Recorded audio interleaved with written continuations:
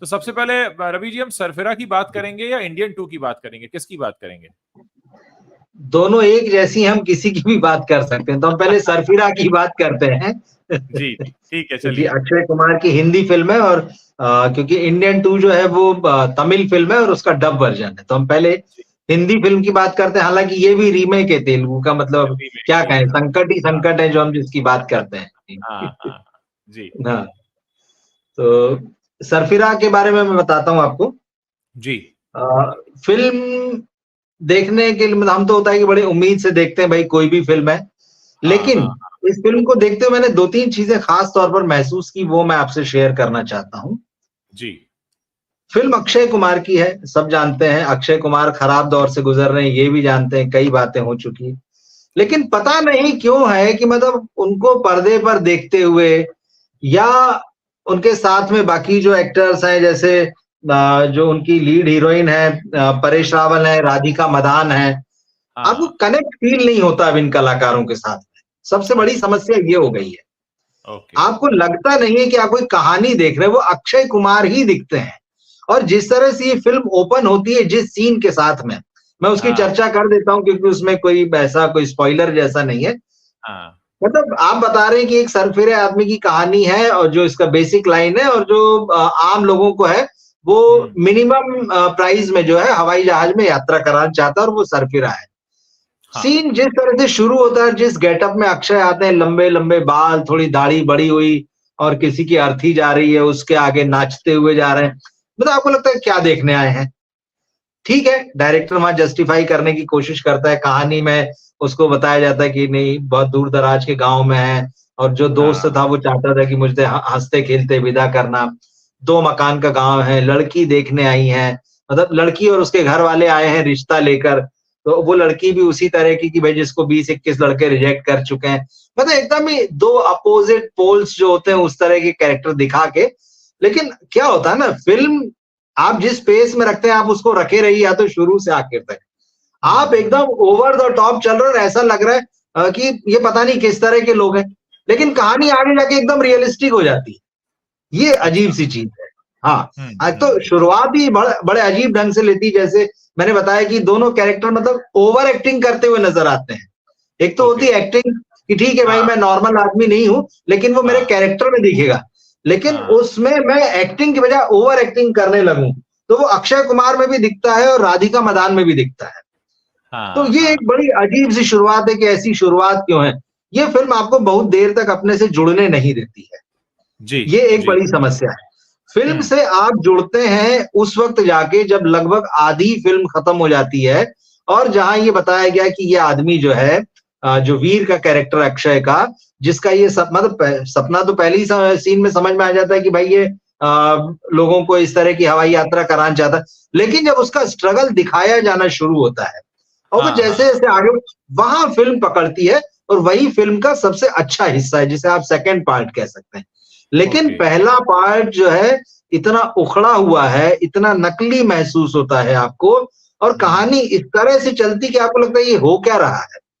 अब हालांकि बहुत सारे लोगों को ये सब एक्टिंग, ओवर एक्टिंग जिसको मैं कह रहा हूँ, बड़ी अच्छी लगती। कई लोगों ने तारीफ की कि अक्षय ने कमाल कर दिया, राधिका मदान ने कमाल कर दिया, बिल्कुल नहीं लगा मुझे ऐसे। बल्कि अक्षय सेकंड पार्ट में ही थे, क्योंकि वही पार्ट में ये फिल्म अच्छी है। हाँ जो हाँ सेकंड पार्ट जिसकी बात करो, जहां पे मतलब, और उसकी उसकी वजह ये है कि सामने परेश रावल जैसा एक्टर खड़ा है।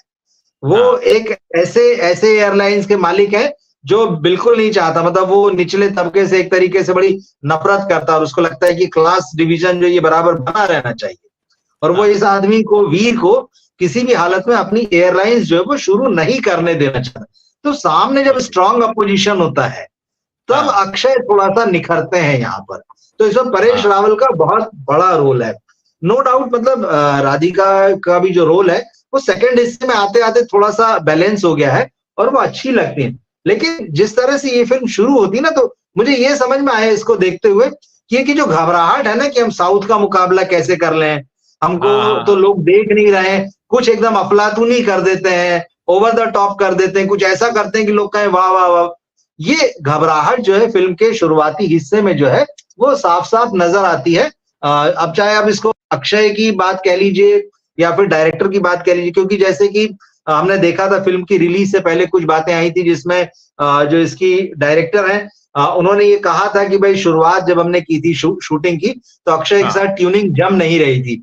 अक्षय के काम करने का तरीका और है, वो कुछ और तरीके से शूट कर रही थी चीजों को, लेकिन कुछ दिनों की खींचतान के बाद में फिर जो मामला सेटल हुआ और फिर अक्षय जो है वो डायरेक्टर के काम से सेटिस्फाइड हुए। हालांकि मुझे ये अजीब सी बात लगती है कि भाई एक्टर डायरेक्टर के काम से सेटिस्फाइड हुआ, होना उल्टा चाहिए, डायरेक्टर जो है वो एक्टर के काम से सेटिस्फाइड हो। मतलब बड़ी उल्टी सी चीजें जो है। तो फिल्म ओवरऑल जो है, जैसे कि सब जानते हैं कि ये तेलुगु फिल्म की रीमेक है, सोरूराई पोटारू जो नाम है फिल्म का, जिसको नेशनल अवार्ड मिले थे। और ये फिल्म जो है ओटीटी पर अवेलेबल है, जो अपनी मूल भाषा है उसमें भी, और इसका हिंदी डब वर्जन जो है वो उड़ान नाम से वो भी है, मतलब अमेजन प्राइम पे। तो अब बहुत सारे लोग इसको देख चुके हैं, अब वही कहानी फिर से देखने को क्यों जाएंगे? तो ये बहुत ही वाजिब सवाल है, क्योंकि बहुत सारे लोग देख चुके हैं।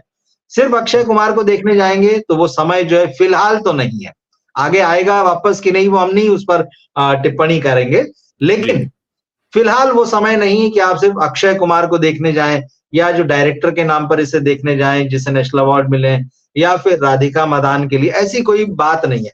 सेकंड हाफ में फिल्म थोड़ा बांधती है, इमोशनली टच भी करती है, और जैसे लेकिन मैंने कहा कि वो परेश रावल का एक स्ट्रॉन्ग अपोजिशन होने की वजह से यहाँ पर अक्षय जो है पार्ट में अच्छा काम करते हुए नजर आते हैं।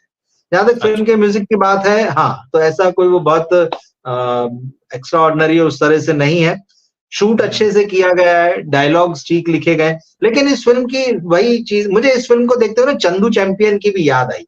उसका रीजन है, दरअसल चंदू चैंपियन और ये जो फिल्म है सरफिरा, बेसिकली ये बायोपिक्स हैं। हालांकि इसमें इन्होंने जो है एयर डेक्कन के जो मालिक रहे हैं जी आर गोपीनाथ जो है, उनका नाम नहीं दे रहे हैं, है ना, मतलब वो चर्चा हो रही, लोग बातों में कर, लेकिन फिल्म में लास्ट में दिखाया गया है। इसमें एक और पॉइंट रखूंगा मैं, तो उस तरह अब इसमें क्या है ना, चाहे चंदू चैंपियन हो चाहे ये वाली फिल्म हो सरफिरा, दरअसल जिन लोगों की कहानी आपने यहाँ उठाई है, इतना स्ट्रॉन्ग स्ट्रगल है उनका, इतना इंस्पायरिंग है कि उसे कोई भी करेगा और आप उस कहानी को देखेंगे तो कहानी आपको छुएगी।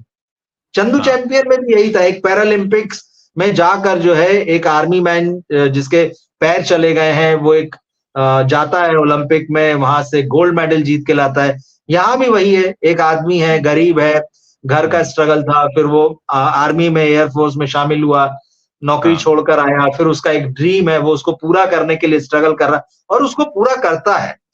ये बहुत इंस्पायरिंग कैरेक्टर है, दोनों के दोनों रियल लाइफ में। तो मुझे लगता है कोई भी करता तो इसको देखा जाता, वो फिल्म, वो कहानी बहुत मजबूत है, आपको अंदर छूती है इसलिए। लेकिन क्या होता है, जो एफर्ट फिल्म बनाने में होता है, एक डायरेक्टर को जो करना चाहिए, मतलब पिछली फिल्म में भी, चंदू चैंपियन में भी कबीर खान की तरफ से बहुत सारी समस्याएं राइटिंग में रह गई थी, डायरेक्शन में रह गई थी। उसमें ठीक है कि कार्तिक ने अच्छा काम किया था, यहाँ पर भी वही चीज दिखाई देती है। आधी फिल्म जैसे मैंने कहा, अब वो किसकी समस्या है, किसकी वजह से है, वो डायरेक्टर जाने, वो एक्टर और प्रोड्यूसर जाने, लेकिन आधी फिल्म बड़ी समस्याग्रस्त है, और जब वो ट्रैक पे आती है तब आपको छूती, जब स्ट्रगल शुरू होता है। तो ऐसे किरदारों की कहानियां तो अच्छी हैं, लेकिन बात है कि उनको बनाना आना चाहिए बहुत अच्छे से। एक पॉइंट और रखूंगा मैं यहाँ पे, फिर आप बोलिएगा जी। भाई। ये कहानी जो है जी आर गोपीनाथ की, हम सब जानते हैं, एयर डेक्कन भी सबको पता है। ये कहानी साउथ में थी, मतलब साउथ के एक व्यक्ति की कहानी, कर्नाटक, ये तत्कालीन मैसूर में जन्मे थे और कर्नाटक की कहानी है। फिर साउथ में ही इसे बनाया गया वहां के कैरेक्टर्स के साथ। हिंदी में इस फिल्म को उठाकर महाराष्ट्र में शिफ्ट कर दिया गया, तो मुझे इसकी वजह समझ में नहीं आई। अगर आप किसी की बायोपिक बना रहे हैं, एयर डेक्कन ही बना रहे हैं, ठीक है, फिल्म में भी उसे नाम नहीं बदला, साउथ से उड़ी, डेक्कन से है वो पूरा मामला, लेकिन आपने उसको वहां कैरेक्टर क्यों नहीं रखा? महाराष्ट्र के गांव में लाद देने से उसको क्या मिल गया? बड़ी चीज। दूसरा, जब आप उसे बायोपिक ले रहे हैं, उस तरह से आप लोगों को बता भी रहे हैं, लास्ट में उस चीज को आप एक्सेप्ट भी कर रहे हैं, तो क्या साउथ जो है वो इंडिया का हिस्सा नहीं है? क्या साउथ वो हिस्सा नहीं है जहां लोग हिंदी नहीं बोलते हैं? क्या वजह है? अगर आपको इसको ज्यादा ही कनेक्ट करना था, अगर आपको ज्यादा ही कल्पनाशीलता दिखानी थी, आप यूपी में ले आते, पूरे नॉर्थ इंडिया या बिहार में ले आते, कोई दिक्कत नहीं थी। कि चलो हमने पूरा शिफ्ट कर दिया, सिर्फ एक बेस बनाया है। महाराष्ट्र में लाने का कोई तुक मुझे इसमें समझ में नहीं आया। मुझे और ऐसा लग रहा है कि हाँ वो आना तो यूपी बिहार चाह रहे होंगे, पर रास्ते में पेट्रोल खत्म हो गया होगा तो लैंड वो महाराष्ट्र में कर गए। मतलब कोई वजह नहीं ना, मतलब कि भाई आप हाँ क्यों लेके आप दिखाते ना कि भाई साउथ का ही एक व्यक्ति है, हाँ हाँ क्या हाँ, दिक्कत थी भाई? जब पैडमैन बनी थी वो भी साउथ की ही कहानी थी, जी जो रियल पर्सन थे उनको भी जी, अक्षय कुमार उठा के जो इधर नॉर्थ मध्य प्रदेश में ले आए थे। हाँ तो हाँ भाई ये शिफ्टिंग, क्या हम लोगों को ये नहीं जानना चाहिए हिंदी के दर्शकों को कि साउथ में कैसे लोग हैं, साउथ में क्या हो रहा है, साउथ के लोगों की उपलब्धियां क्या है, वो किस तरह से काम करें, किस तरह से वो इंस्पायर कर रहे हैं। वहीं जबकि साउथ का सिनेमा पूरा देखा जा रहा है, जम के देखा जा रहा है, आप उससे खूब इंस्पायर हो रहे हैं, बॉलीवुड वाले भी जाके काम कर रहे हैं, उनके डायरेक्टर ला रहे हैं। ये शिफ्टिंग मुझे समझ में नहीं आई, खासतौर पे इस फिल्म में।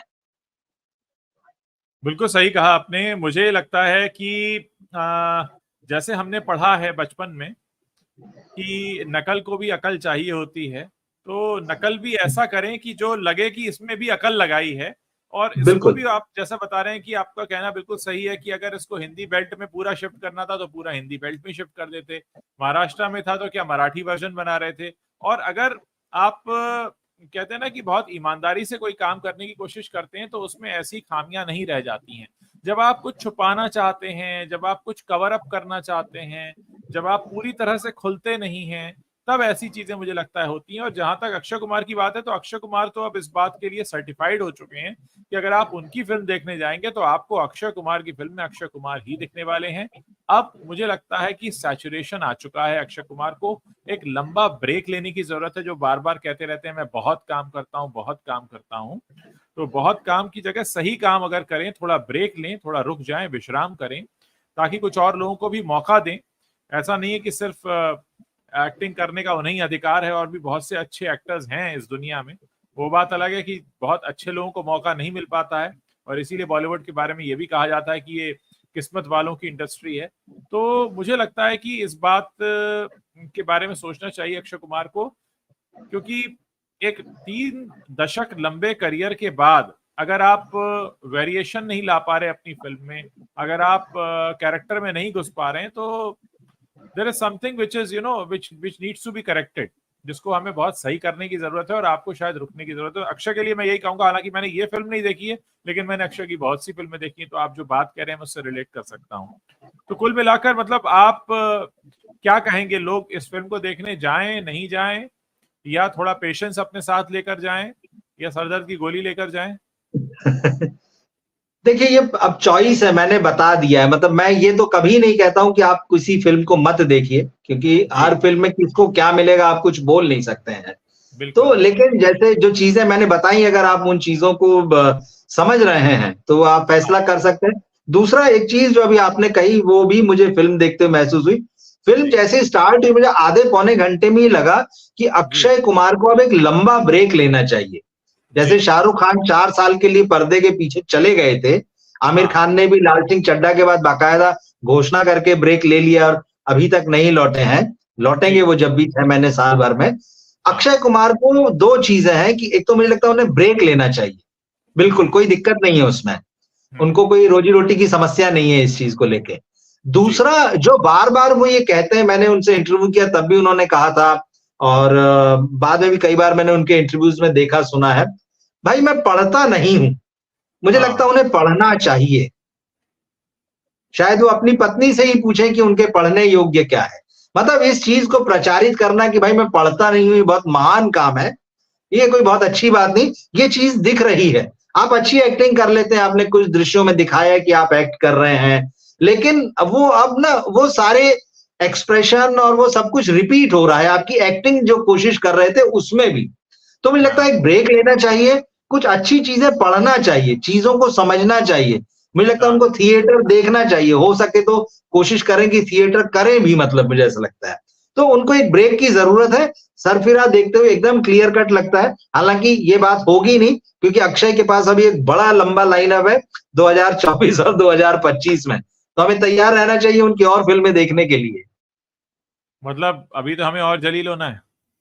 वही ईश्वर करे ऐसा ना हो उनके लिए, लेकिन जिस तरह की उनकी फिल्मों की चॉइस है, मुझे लगता है हाँ उनको एकाध उस तरह की फिल्म बचा सकती है जिसको आप फ्रेंचाइजी फिल्म बोलते हैं, जिसमें कुछ हाँ नॉस्टैल्जिया होता है, तो लोग अगर उससे कनेक्ट कर लें, जैसे हेरा फेरी 3 की जैसे चर्चाएं हो रही है, जी तो जी। वो एक है वेलकम टू ना। Jungle, welcome to jungle, welcome to welcome to jungle में तो जंगल। हालांकि इतनी भीड़ है कि मुझे लगता नहीं कि कितना इनके हिस्से आएगा और वो फिल्म कैसी बनेगी, लेकिन मैं हेरा फेरी 3 जैसी जो फिल्म है, मैं जी। उम्मीद करता हूं कि वैसी फिल्म से जो है अक्षय हाँ। कुमार का कमबैक हो सकता है, दर्शक हम्म उनको फिर से एक्सेप्ट कर सकते हैं।